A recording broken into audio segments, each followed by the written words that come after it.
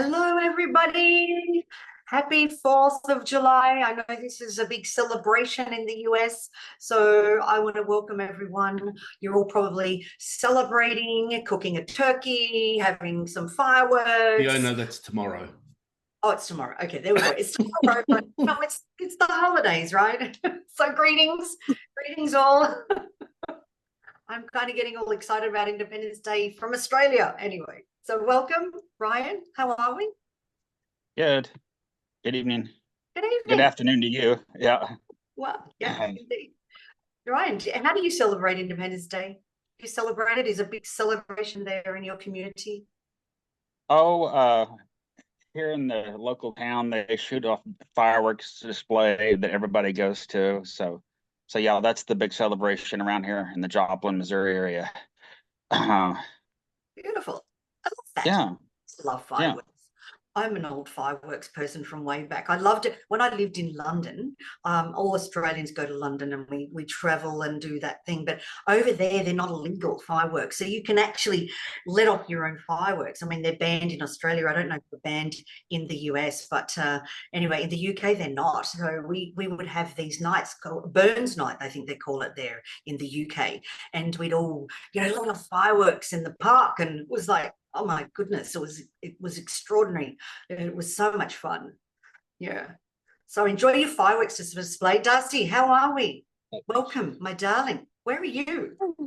I'm Fort Worth. Well, since it's a big city, usually everyone goes downtown.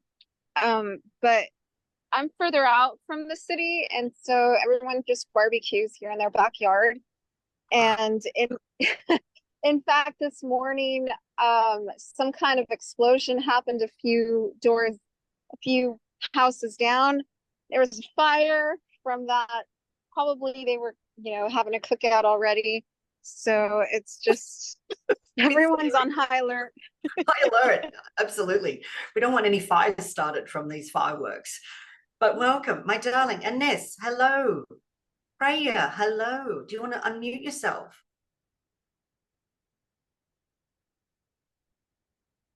Oh, greetings, everyone.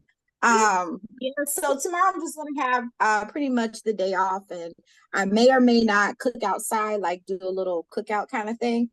That's it. Keeping it simple.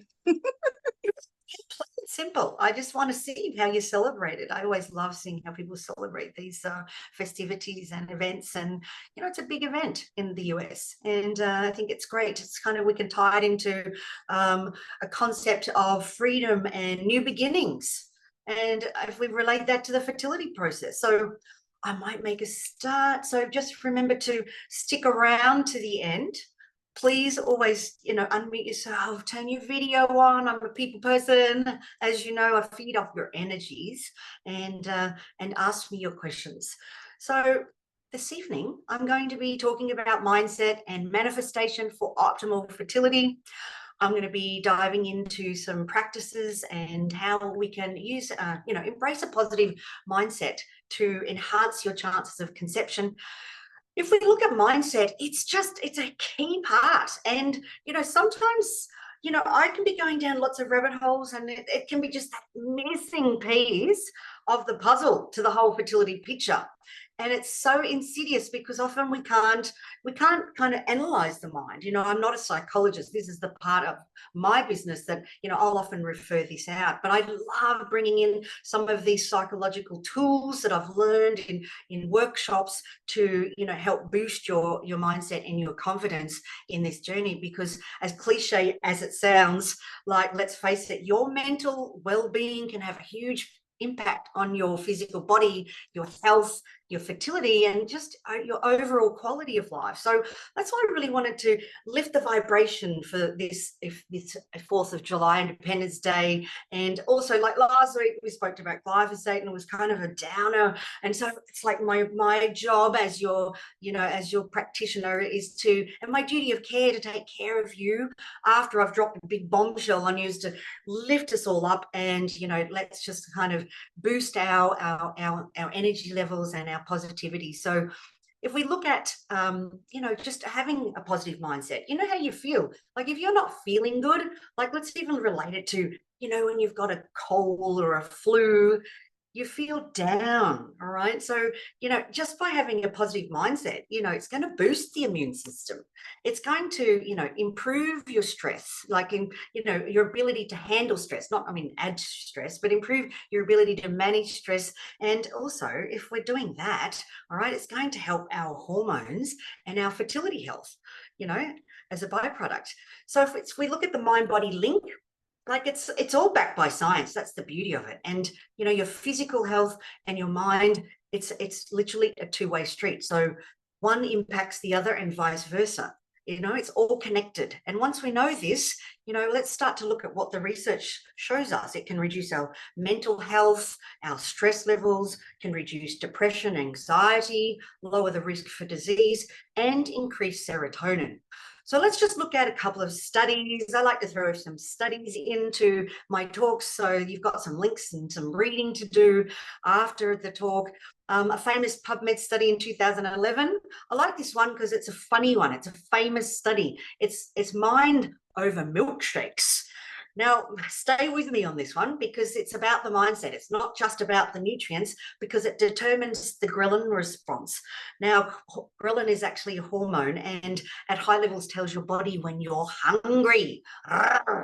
Okay, so angry. You know, I often get hangry when I'm hungry. So let's look at on two separate occasions in this study, the participants consumed a 380 calorie milkshake and they were told, all right, so one group was told that it was a 620 calorie indulgent shake and the other one was told it was the 140 calorie sensible shake. All right, now this is where it gets interesting. So the ghrelin, remember this? Okay, it was measured via intravenous blood samples at 3 time points. All right, so the first time point, it was the baseline at 20 minutes. Then it was the anticipatory 60-minute base, the next marker, and then post-consumption at 90 minutes. Now, what the results showed, this is interesting, was a steep 3-time decline in ghrelin after consuming the indulgent shake versus the sensible shake. Now, guess what? Guess what? It was exactly the same milkshake, but their bodies reacted to the belief regarding what they had consumed rather than the actual nutritional value of the food. So the takeaway, why I'm bringing milkshakes into it, partly because ghrelin is a hormone, and guess what else is ruled by the hormones? Your fertility, yes, and many other bodily functions. So if we're looking at our mindset, it's indeed influencing our psychology. As great minds like Albert Einstein have been explaining for centuries, and science is beginning to show it's important to practice intentionality, all right, in our thoughts and our beliefs. So if we look at stress and how it blocks fertility, our bodies, they're just super, super smart. All right, the body knows when we're under constant stress. And when the mind is stressed, it's reflected in the body, isn't it? It makes sense, doesn't it? And so, you know, we are, you know, creating another life is not so high on the priority list when you're stressed, all right? Because, you know, if we look at how pregnenolone makes hormones, it's going to prioritize the cortisol. It's always going to protect you first. So it's going to prioritize the stress before we make the baby. All right, so it makes sense that we look at this. This is a really big topic, and I'm making lighthearted of it because I'm bringing some joy into it. All right, I want to just kind of have a bit of zorba this week. All right, so if we look at several studies have found links between levels of day-to-day stress and lower chances of pregnancy. For example, when women whose saliva, whose levels of alpha amylase, this is an enzyme that marks stress, took 29% longer to get pregnant than those that had less stress. All right. So we want to look at belief systems around fertility because our beliefs and our attitudes play a critical role in shaping outcomes. So we've got to start looking at, you know, let's look at our thoughts, because if we just think about it like this, positive thoughts can foster a sense of hope and resilience, which are essential in the, this journey towards conception. And conversely, negative thoughts, if we look at it, they create fear and stress and anxiety, and then that's going to negatively affect and impact our reproductive health. So let's look at some of the thoughts that I have with my patients. I'm just going to bring up some random ones. I get this one a lot. I'm too old to get pregnant. So we want to look at cognitive reframing. All right. So a reframe around that thought. So let's look at it. Age is one of the many factors in fertility. This is what we want to tell ourselves, because we've got to catch it as it's happening, as the thoughts are happening. We've got to cognitively reframe it, because otherwise it goes to the subconscious mind. It's like it's a sediment that filters down to the subconscious mind. If you keep saying, I'm too old to get pregnant, your subconscious mind will then start to give you reasons why you're too old. But instead, catch it in the moment, reframe it, and say to yourself, age is one of the many factors in fertility. Many women conceive in their 40s with the right support and care, including me, yours truly. I work with women over 40 every day, and I'm watching miracles unfold all the time because I'm working in it. I'm immersed in it. So I don't need to do that cognitive reframe because I'm seeing it in real time. But you can focus on optimizing your health and exploring all available options. Another thought, I'll never have a baby. So let's reframe that thought. While the journey may be challenging, many paths to parenthood exist, including medical treatments and alternative methods. Keeping an open mind to various possibilities can provide hope and new opportunities. What's another one? Everyone around me is getting pregnant. This one's a typical one because, we are getting triggered by these, these Independence Day and Christmas gatherings and Easter. It's very triggering for a lot of my patients. So I like to reframe my patients going into these events, so that they can go into it and reframe their mind so that they're strong and resilient. So think of the reframe. Every fertility journey is unique. And it is. It really is. Comparing yourself to others can lead to unnecessary stress, and it does. It really does. What I get my patients to do is focus on their journey and seek support, right? And sometimes it might be, I'm not going to go to that barbecue because, I don't want to be triggered in that way. The power of no is also good.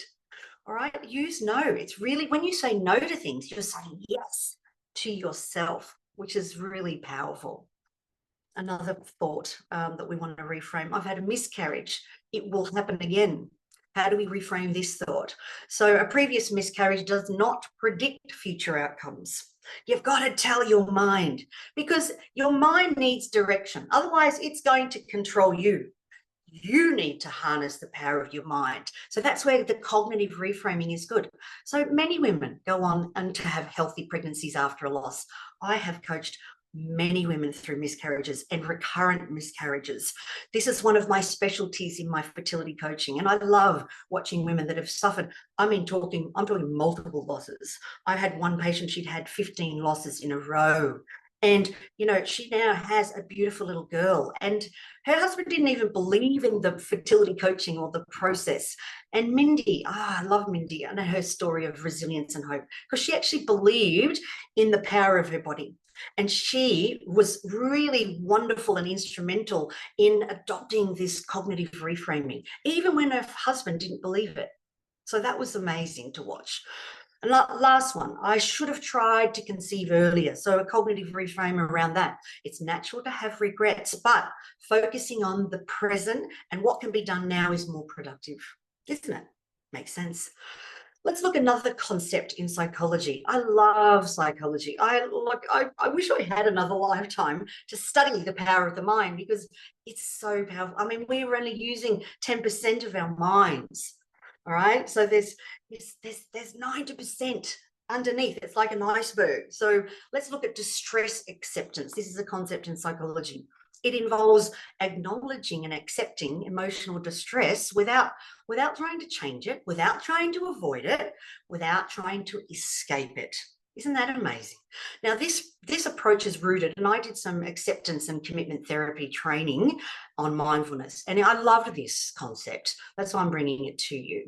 And it's about, learning to accept distress, observe it. So assume the role of the observer, and you watch the emotions as they grow and weaken in strength. All right. And then this is part of the distress acceptance technique, is to describe what you're feeling.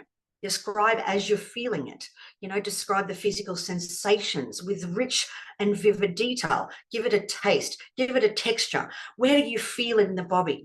Like, is it in the diaphragm, the solar plexus? Is it rooted in the sacral chakras? Is it in the back? Where do you feel it? Name it, label it, call it out of yourself. Give it a name. Sometimes I'll call it Sharon. What's Sharon doing here? Pollyanna's mine, all right? I call her out. Pollyanna's here, all right? When I'm in a distress emotional state, I'm like, I just kind of call it out. So I'm not the distress. It's happening, it's away from me. I'm not that. All right. So be non-judgmental. This is another aspect of distress acceptance. It's about, don't judge yourself for any of your feelings. I think this is the hardest thing. We're just so judgmental of ourselves, and there's no right and there's no wrong ones. Instead, be curious about how the feeling comes in, how it progresses, and how it comes out. So I like to use that analogy of a wave. So they in this distress acceptance, they use imagery. So think of your emotion as a wave. Think of it that it rises to the peak. Watch it fall down, because you can't stay in a peak of anxiety. I think it's about 90 seconds is what they say. It peaks and then it troughs. So watch it rise. Oh, tsunami coming in. All right, my hands get hot and sweaty. I sweat here, hot hands. All right, and I just go, all right, here she is. Pollyanna's back, watch it. And then I watch her run out the door, and then she's gone. Sometimes it can stay with me for a long time, and then she can have multiple waves, right? And I'm like, whoa, she's having a crack today, isn't she?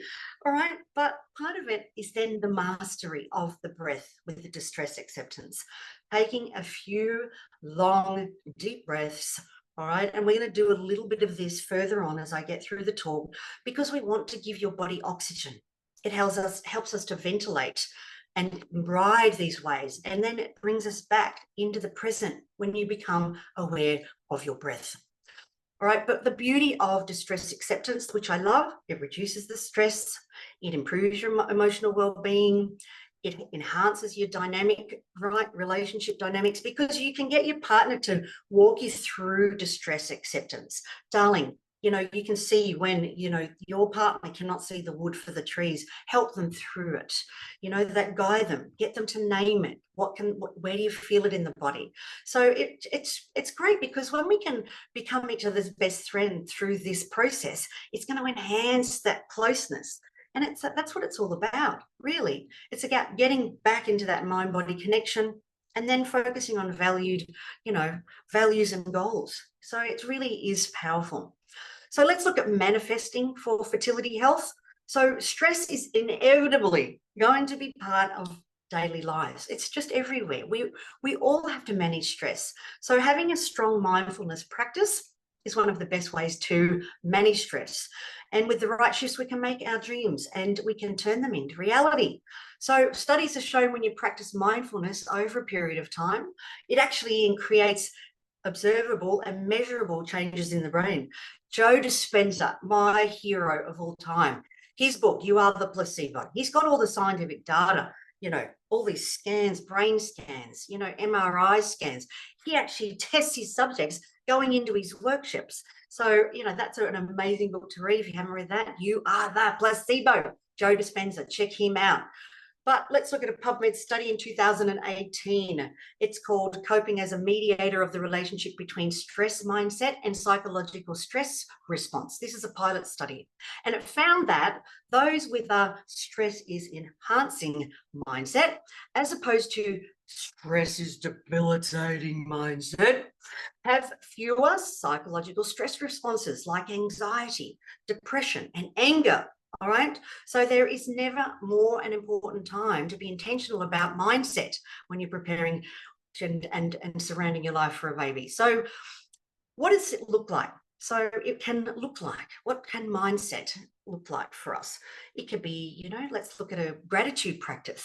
So this can be, you know, writing it down. It can be journaling 5 things daily, or saying them out loud that you're grateful for. It can be even just, you know, at night, you know, the things that you think about going to sleep. So I want you to think about maybe just 3 things before you just drift off to sleep. Do some belly breathing. I call it the Buddha breathing, or the belly breaths. But before you're going to sleep, think about 3 things that you are grateful for before you go to sleep. Now, it can be just simple things. It can be the birds outside. I watched a beautiful sunrise this morning. It doesn't have to be complicated. I cooked for the first time this week rather than doing takeout. Vision boards. I love when my patients, you know, Holly's one of my favorite patients. She did this amazing vision board. And I often, you know, I say, Holly, can I share your vision board? It was just so amazing. And you know what? She's now pregnant.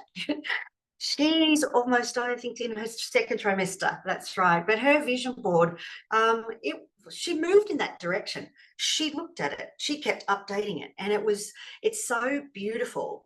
Because, you know, if we think about, you know, our brains, we think the mind and the spirit, it speaks in symbols. So if you haven't tried a vision board, perhaps give that a go.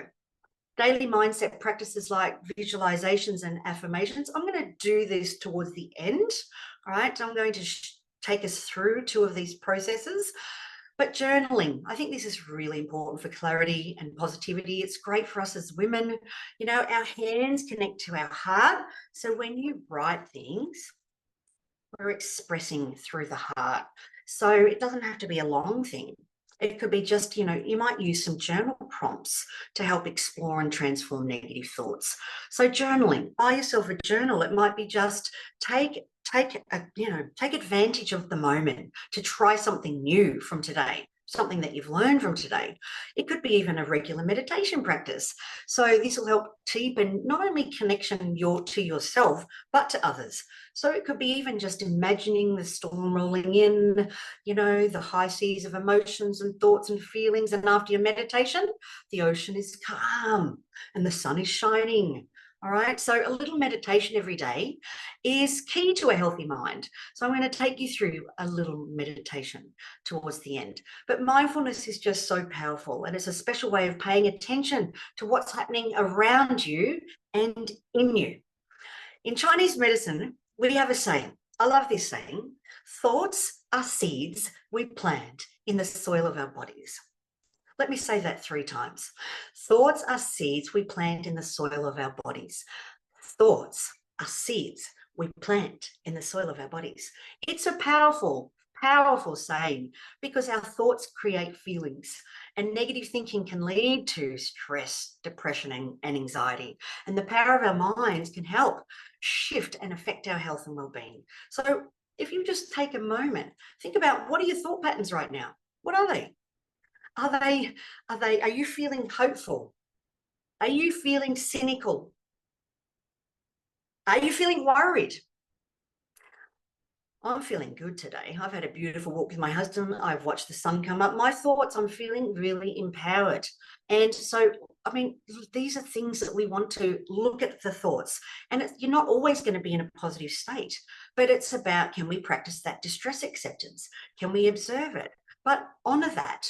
Because often we haven't even shined the torch around to ask ourselves the question, what am I thinking now? And it's okay to have negative thoughts, but just be present with them. Even just being present with them is enough to dissolve them. All right, so let's look at the vagal nerve. This is your 10th cranial nerve. It's the main nerves of the parasympathetic nervous system. I love giving the vagal toning breathing technique of 4-7-8 because it works on this 10th cranial nerve. And I love it because, you know, I love my partners and husbands. The males love it because it's very structural and it's easy to do. And the women love it because it's simple. It's like inhale for 4, hold for 7, exhale for 8 counts. Really, really simple. But it just literally turns it on in a snap, like a snap, like 3 rounds of 4-7-8. So inhale for 4, hold for 7, exhale for 8. Inhale for 4, hold for 7, exhale for 8, inhale for 4, hold. So we're feeling the diaphragm. It's spreading here across the chest. All right. You want to feel the diaphragm spreading. Hold the breath. Yes, in the chest and the upper lungs. The exhalation. So in effect, it's the exhalation that's longer. We want to keep that long exhalation, like let it rebound.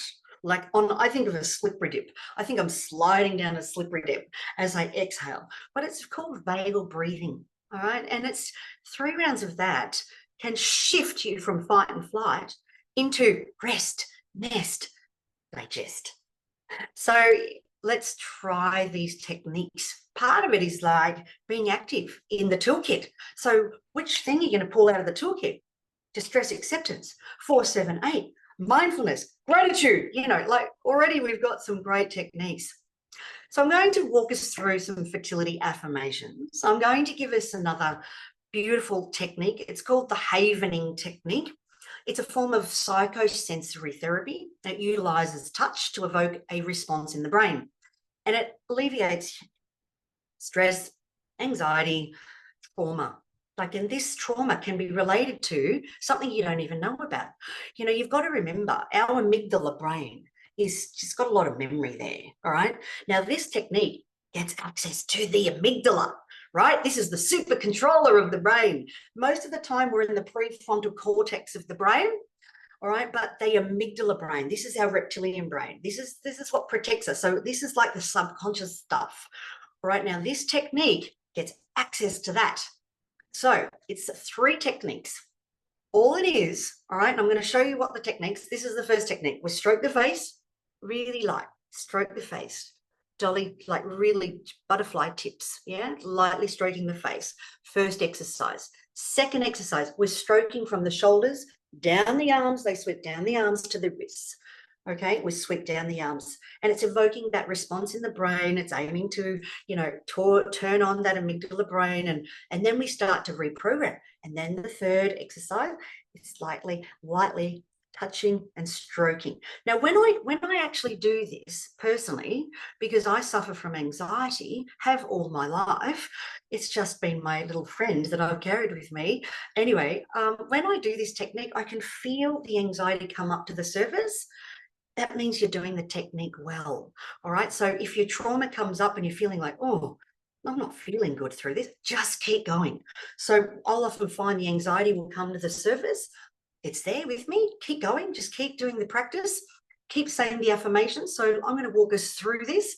So if you all would like to follow me, and in your mind's eye, you can say this to yourself.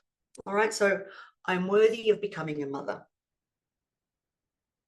I have abundant space around me to welcome my baby. Everything will pan out with the divine timing. I will make an incredible mother. I release myself from perfection and instead seek to act with love and intuition. Then let's go down the arms. So we sweep down the arms from the shoulders to the wrists. I cannot wait to meet my child. Time bends for me. There is still ample time for me to conceive.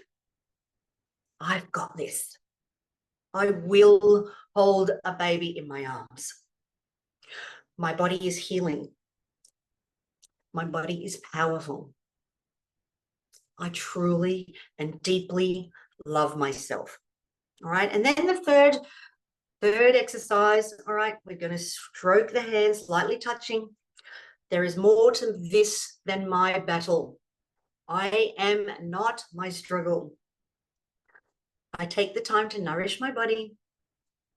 I am worthy of a child. I will surrender to the process and take every day as it comes. It's my time, and I am ready to welcome a baby into the world. How easy is that? I love this technique. This one is great because you can do this before going to bed. Now, you don't have to say affirmations. You can actually just do this and feel the love inside you. Feel the light. Just feel Feel the goodness. It feels lovely to be stroked like this. And remember, you'll be stroking your baby like this at some point, because it's a really lovely technique. You can then pass it on to your children, all right, because they're going to go through these trauma events. So the more we are informed and skilled, and we've got this amazing toolkit to use, all right, so we can use this havening technique. It's called the havening technique. It was developed by Ronald Rudin. Okay, amazing. I love this technique. All right, last thing, I want to take us through a guided visualization. So if you're at home, find a space. You might want to lie down. You might want to sit in the chair and just place your hands in a beautiful mudra, Gyan mudra. Place your palms up so they're facing the ceiling. So it's in an attitude of giving and receiving. You might want to close the eyes down, look towards the tip of your nose or to your chest. All right, and we start to really withdraw the senses in. So begin now to close the eyes, take a few breaths, and I'm going to guide you through a visualization. So I want you to inhale deeply, filling your lungs with air, and exhale slowly, releasing all the tension in your body. I want you to visualize a gentle, warm light above your head, radiating peace and healing energy. And as you breathe in, imagine this light slowly descending upon you, starting from the top of your head and gradually filling your entire body with a warm, comforting glow. And with each breath, allow this light to become brighter and warmer, spreading to every part of your body.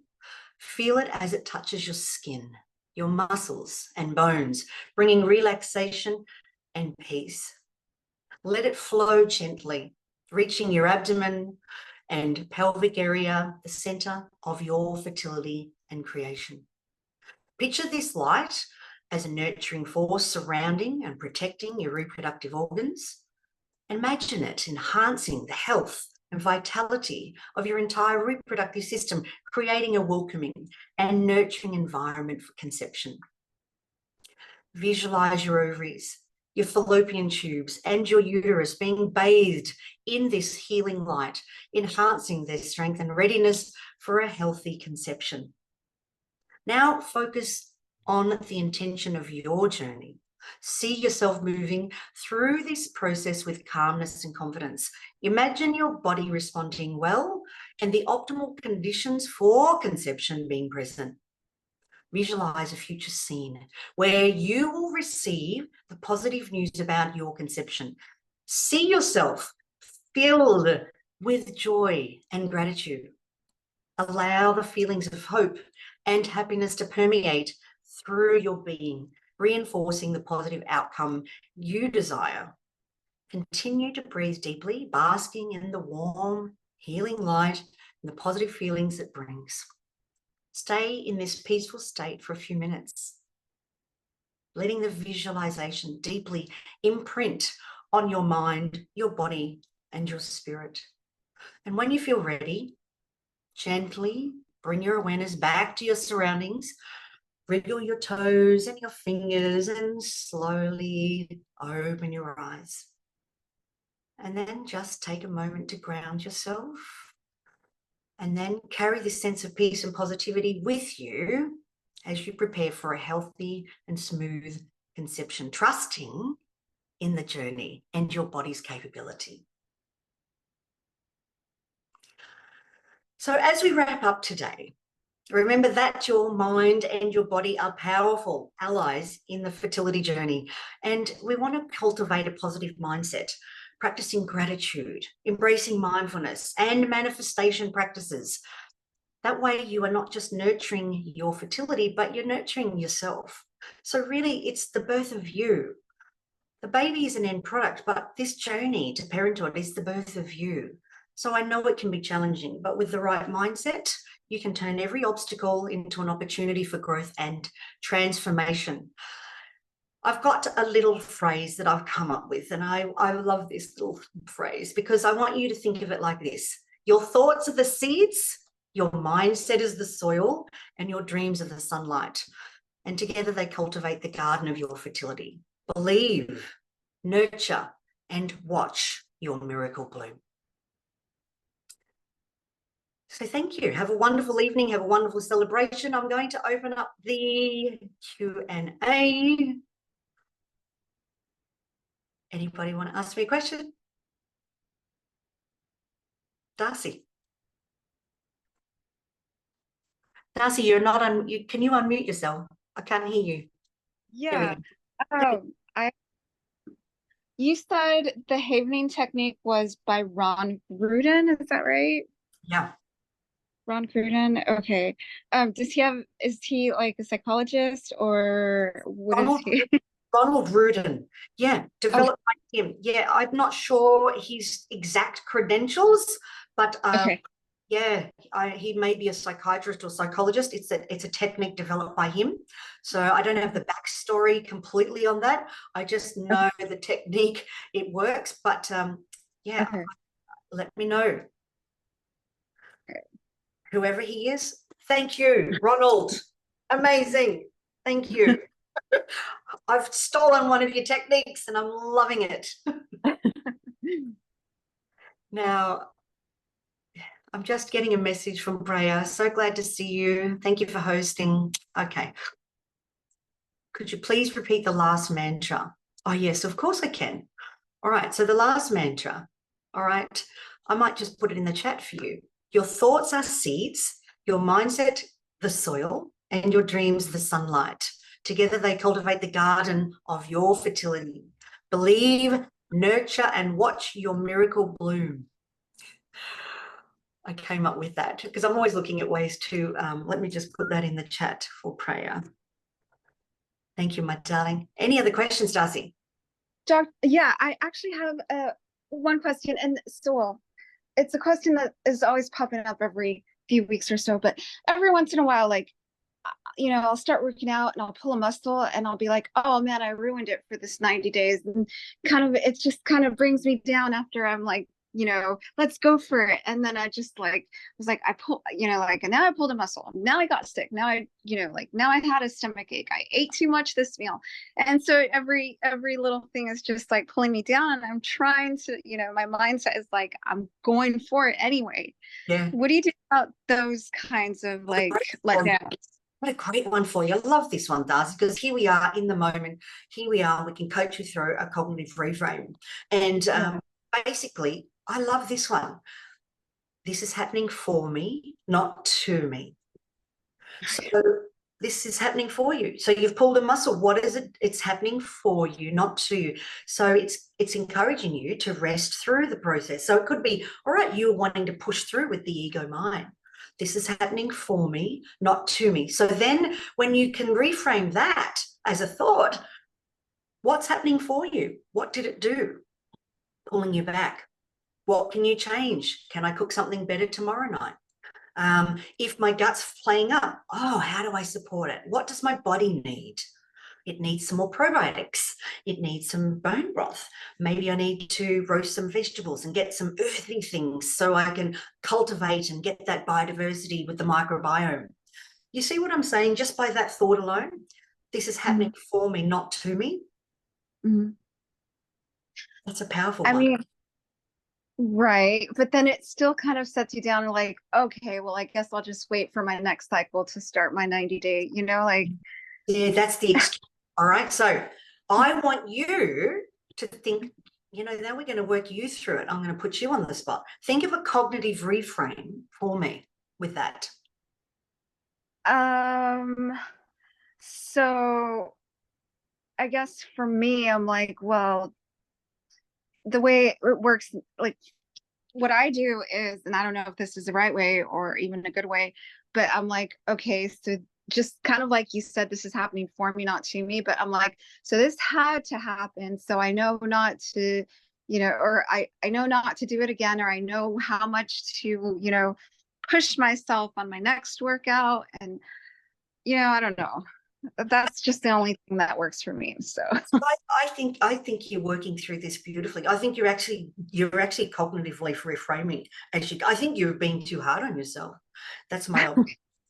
What do you think, Ryan? Do you think she's being a little hard on herself? Ryan? Oh, probably so. I Yeah. have a new employee at work, and she is really hard on herself, you know. It's early and she's learning things and going to make mistakes and stuff. So I'm constantly having to encourage her. Yeah. So I think, can you remind Darcy for me, please, Ryan? Yeah. Darcy, it'll be okay, even though you might get hurt someday. You can come back the next day even better, and don't let it get you down.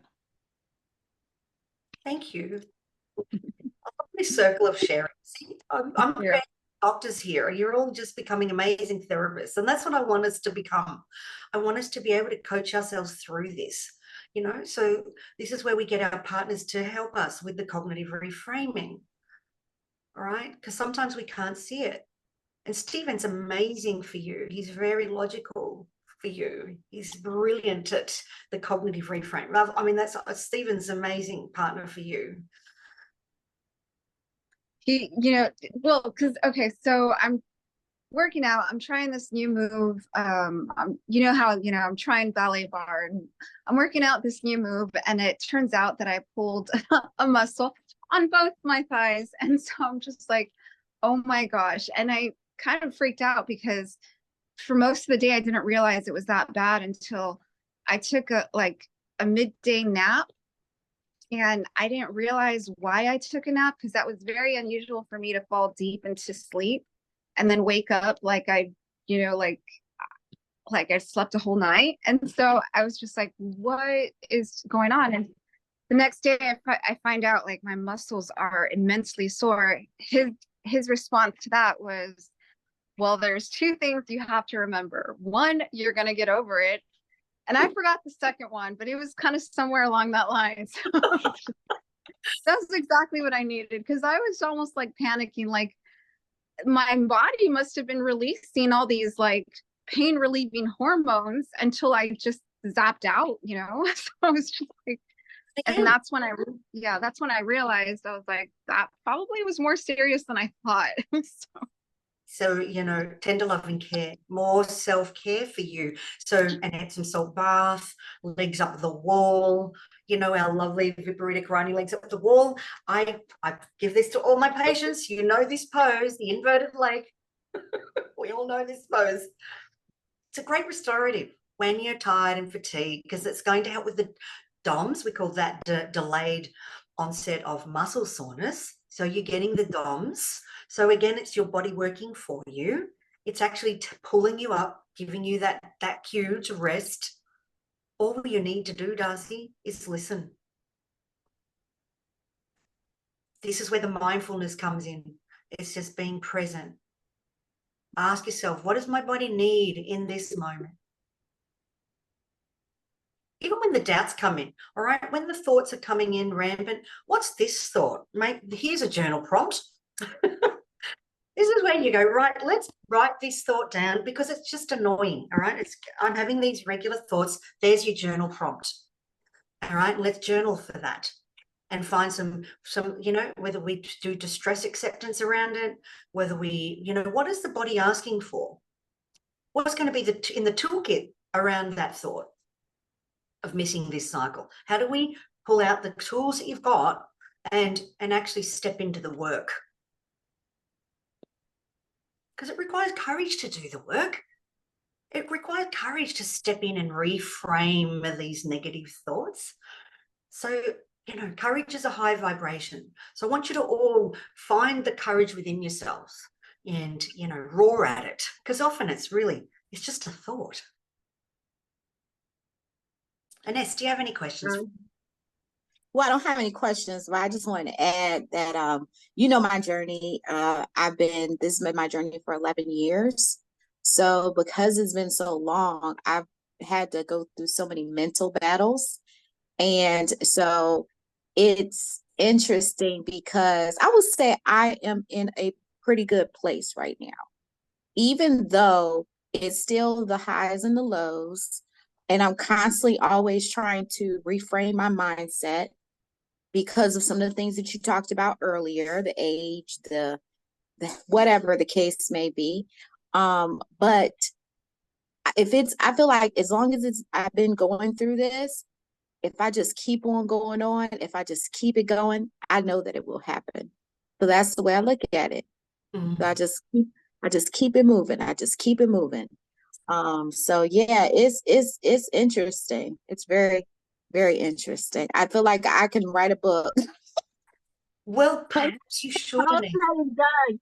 Maybe The amount of strength I would say that this journey and this challenge in my life has given me definitely has made me who I am, and to be able to get over this and to triumph. Boy, it's just gonna be a beautiful day. But I'm still in it, and I go through everything. Like I go through the good, I go through the bad, I kind of go through all of it.